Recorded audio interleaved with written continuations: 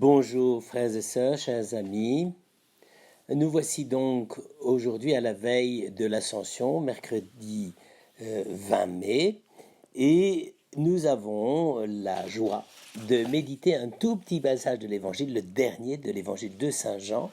C'est au chapitre 21 dont je vous ai dit qu'il était comme une sorte de supplément ajouté dans la tradition johannique pour expliquer des choses très profondes dont nous allons voir toute la beauté et toute la finesse, notamment avec l'aide de ce tableau du Caravage, toujours le Caravage, puisque nous avons eu le Caravage pour Saint-Pierre et je vous ai expliqué ce que ça voulait dire. Eh bien, aujourd'hui, le dernier passage de cet évangile de Saint Jean, le chapitre 21, depuis le verset 20 jusqu'à 24-25, jusqu'à la finale, eh bien, c'est aussi à la lumière du Caravage que nous allons en approfondir le sens, mais d'abord nous allons regarder le texte. De quoi s'agit-il? Eh bien, comme je vous l'ai dit, c'est la dernière apparition du ressuscité sur les bords du lac de Tibériade. Il a réconforté les disciples, il les a rassemblés en église par l'Eucharistie. Et puis, après, il a, si je puis dire, donné les dernières touches de l'organisation de son Église, en définissant d'abord le rôle de Pierre, puis maintenant le rôle de Jean. Le rôle de Pierre, vous l'avez remarqué, c'est quelque chose de très important, c'est le fait de gérer, de conduire, de guider le troupeau. Sur quoi est fondé le rôle de Pierre? C'est Simon-Pierre, m'aimes-tu? Le fondement même du rôle de Pierre, c'est d'aimer le troupeau. C'est pas simple, je veux dire, mais c'est vital. On ne peut pas se passer de ça. Un pasteur qui n'aimerait pas le troupeau, qui le tondrait sans pitié ni miséricorde ni sens du pardon, ce serait un pasteur indigne, n'est-ce pas? Et précisément, c'est ça que Jésus veut dire à ce sujet, c'est que ce qu'il demande à Pierre, lui qui a renié, n'est-ce pas, il a renié la foi. Souvenez-vous de ce tableau extraordinaire où Pierre met la main sur sa poitrine d'un air de dire oui, moi, renégat, moi, tu me demandes si je t'aime. C'est le même geste, c'est ça le geste qui est à l'origine de cette réhabilitation de Pierre. Eh bien, ça, c'est le propre même de la fonction pastorale de Pierre. Et c'est pour ça que dans l'évangile de Jean, sans doute, hein, parce qu'il devait y avoir plusieurs questions concernant la manière dont allait se construire la communion des églises, n'est-ce pas? Parce que Jean, c'est une église éphésienne, n'est-ce pas? Et Pierre, c'est l'église de Rome, n'est-ce pas? Et comment situer le rapport des églises les unes aux autres? Est-ce qu'il y a une influence? Eh bien, Jean rappelle lui-même dans son propre évangile, oui, le Seigneur a voulu qu'au moment même où il allait donner à son église la puissance même de l'esprit et de l'unité, eh bien, il fallait que ce soit le ministère de Pierre qui soit reconnu en premier. Et donc, j'ose pas dire que c'est le gestionnaire, mais c'est quand même un peu ça. C'est-à-dire, vous comprenez bien que le rôle de Pierre, ce n'est pas, contrairement à ce qu'on pense, le premier rôle de Pierre, ce n'est pas l'enseignement, c'est l'unité, c'est le service de l'unité. On ferait bien de s'en souvenir de temps en temps, parce que maintenant, il n'y a plus que le pape qui écrit des encycliques. À cette époque-là, celui qui écrivait les encycliques, c'était Jean, c'était pas Pierre. Il y a aussi des épîtres de Pierre, mais le texte majeur, c'était celui de Jean. Alors maintenant, donc, Jean et son école, je pense, en vient à dire, oui, alors, si c'est Pierre qui goupille tout, il n'y a plus besoin de Jean. Et donc, ce petit passage va valoir également pour les autres apôtres, n'est-ce pas? Si Pierre est le patron, je veux dire, c'est tout, on obéit, puis ça marche. Alors qu'en réalité, Pierre lui-même, c'est d'ailleurs assez intéressant, c'est Pierre lui-même qui dit, donc, bon d'accord, tu m'as confié la gestion du troupeau, mais les autres, ils font quoi? Et ce qui est intéressant, c'est qu'il pose la question sur les autres par rapport à Jean. S'étant retourné, donc il faut imaginer la petite troupe des disciples qui s'avance le long du lac de Tibériade, n'est-ce pas? Et puis tout d'un coup, Pierre qui dit, bon, je viens d'être nommé le patron, mais je fais quoi? Et surtout, eux, ils font quoi?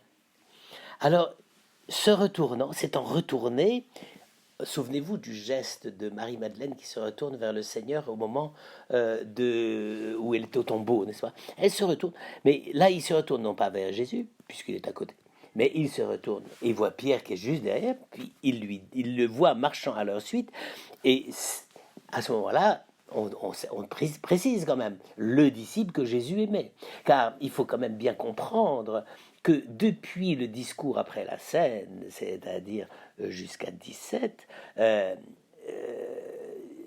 pendant toute la Passion, Pierre, c'est silence radio, sauf pour dire qu'il renie. C'est compliqué le rôle. Et même après les apparitions du ressuscité à Thomas, etc., Jésus ne fait pas d'intervention spéciale pour Pierre. Il dit rien. C'est la dernière apparition du ressuscité qui fixe le rôle de Pierre. Alors, évidemment, c'est pour ça qu'on dit, il voit Jean, le disciple que Jésus aimait, car qui a été le témoin jusqu'à la croix, au pied de la croix? C'est Jean. Qui a été, comme nous le montre Caravage, en train de descendre le corps de Christ et de le tenir dans ses bras? C'est Jean. Donc, vous sentez le problème. C'est pas une rivalité, mais c'est, vu le rôle qu'il a eu dans la Passion, quel rôle tu lui donnes maintenant? Moi, tu me fais le grand patron, mais lui. Alors, en plus, on ajoute, celui qui, durant le repas, s'était penché sur la poitrine de Jésus. Et regardez là encore ce tableau du Caravage. Là, c'est appuyé sur aucune donnée scripturaire, mais que Caravage ait réussi à reproduire le geste de Jean se penchant sur la poitrine du Christ, non pas simplement au moment où il prend le dernier repas au Cénacle, mais au moment même où on va l'enterrer, mais c'est génial comme intuition de peintre. J'allais dire, je voudrais que tous les théologiens soient aussi géniaux que Caravage, parce que c'est quand on y pense une seconde, mais c'est d'une intuition extraordinaire, n'est-ce pas? Il est penché sur la poitrine de Jésus comme il l'avait été quelques heures auparavant la veille, n'est-ce pas? Eh bien, celui-là, qu'est-ce qu'on en fait? C'est ça le problème. On ne peut pas éliminer le témoignage de Jean. C'est le plus précis, c'est celui qui a vécu la Passion, c'est pratiquement le seul qui a vécu la Passion jusqu'au bout. L'autre, il s'est tiré, bien, et il a renié. Alors, c'est là que... et cette question, elle n'est pas simplement, j'allais dire, un petit détail historique, non. C'est les deux communautés qui se posent la question. La communauté romaine, bon bah d'accord, on a Pierre, c'est le patron, c'est le chef, etc. Et d'ailleurs, on sera obligé aussi de voir la place de Paul. Mais ça n'apparaîtra pas dans les évangiles, ça apparaîtra dans les épîtres. Mais ici, vous voyez, Pierre, il est reconnu à Rome, mais à Éphèse, qu'est-ce qu'on reconnaît? C'est Jean qui a enseigné à Éphèse. C'est Jean qui a été un des principaux fondateurs d'une communauté, sans doute, peut-être pas exactement au même moment que Paul, mais enfin, en tout cas, il y a joué un rôle important. Et alors, c'était Jean qui posait les questions sur la poitrine de Jésus. Seigneur, quel est celui qui va te livrer? Tout ça est rappelé à ce moment-là d'une façon, j'allais dire, assez percutante. Pierre n'a été pour rien dans cette affaire.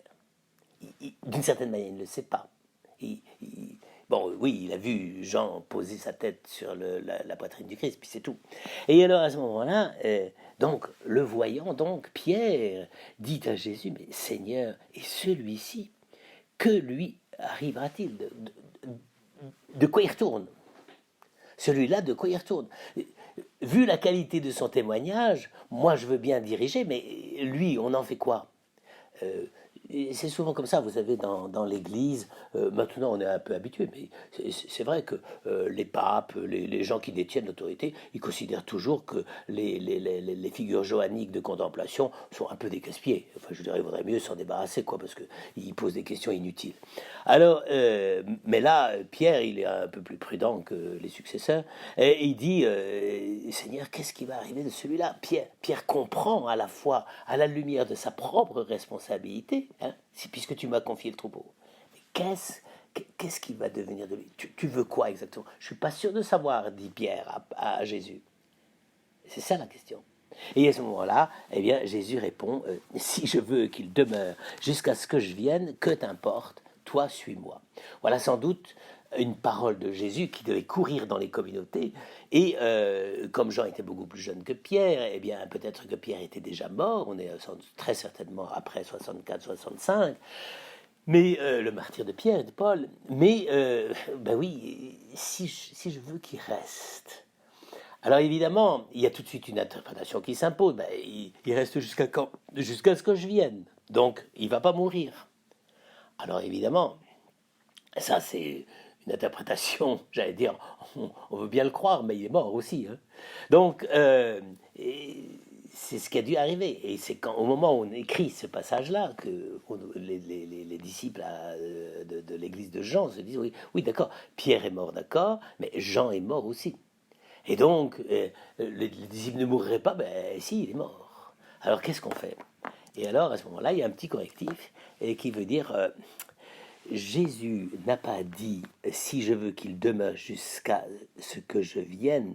Le priest répondit que ce disciple ne mourrait pas. Cependant, Jésus n'avait pas dit qu'il ne mourrait pas. Mais si je veux qu'il demeure jusqu'à ce que je vienne, que t'importe? Alors là, je ne sais pas si c'est une petite pointe, n'est-ce pas? Mais c'est extraordinaire. Car Jésus ne dit pas effectivement que Pierre va survivre de génération en génération et qu'on pourrait aller le consulter dans les environs d'Éphèse aujourd'hui. Bon, c'est évident que c'est pas ça l'interprétation. Il n'a pas parlé de la non-mort, il a parlé de demeurer. Et de fait, c'est ça qui est extraordinaire, c'est que Jean demeure aujourd'hui parmi nous par son évangile, qui est quand même le plus beau témoignage sur Jésus qui ait été donné. Alors vous voyez, frères et sœurs, voilà, ça c'est l'Église. Il y en a qui gèrent, bon, les papes, les évêques, etc. Et il y en a qui demeurent parce qu'ils sont là pour éclairer la conscience de leurs frères. Et vous comprenez pourquoi c'est si important. L'Église n'est pas faite simplement de gens qui obéissent. Elle est faite aussi de gens qui réfléchissent, qui pensent, et qui contemplent, et qui prient, et qui sont méditatifs. Et évidemment, ils n'ont pas le commandement. Il vaut mieux pas trop le leur donner, parce qu'en général, hein, c'est un peu des... ils peuvent avoir des utopies, des fois un peu dangereuses. Mais c'est sûr que qui fait le plus pour l'Église priante, méditante et contemplative du mystère? Thérèse de Lisieux, je prends le cas le plus connu, n'est-ce pas? Elle est du côté johannique. Qui lit aujourd'hui encore, pour faire sa lectio divina, les encycliques de Léon XIII? Personne. Et les encycliques de Léon XIII étaient très très nécessaires pour savoir ce qu'il faut faire. Mais c'est fini. Je veux dire, bon, ça dure encore pour les théologiens parce c'est quand même un des phares de la doctrine sociale de l'Église. Mais qu'est-ce qui reste aujourd'hui? C'est Thérèse de Lisieux. Donc vous voyez, c'est ça l'Église. Il ne faut pas croire que l'Église c'est purement un espèce de machin autoritaire et disciplinaire. C'est le fait qu'il y a à la fois Pierre et Jean, et que c'est la tension souvent difficile entre Pierre et Jean qui fait vraiment la réalité du mystère de l'Église. Eh bien, c'est ça que nous nous préparons à fêter dans le mystère de l'Ascension qui aura lieu demain.